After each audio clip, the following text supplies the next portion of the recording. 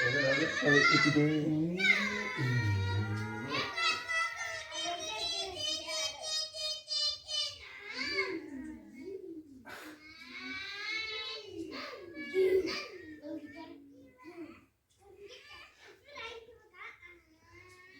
Nanti ya orang kali.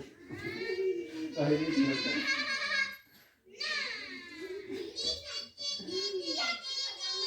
tahu je.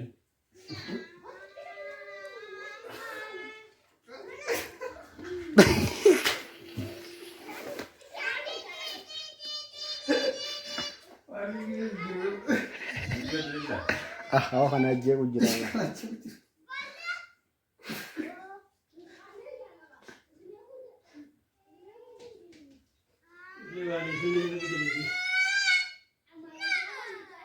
Ako ka na dyan.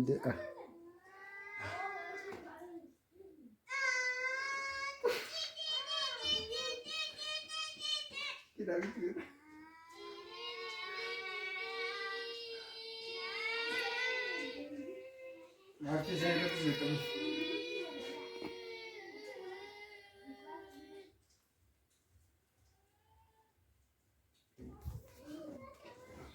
Malu?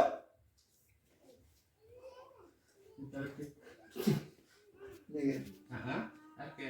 Wajar. Galau sih matanya udah deh. Karena dia begini. Ay, pwede siguro ito kilala mo yun.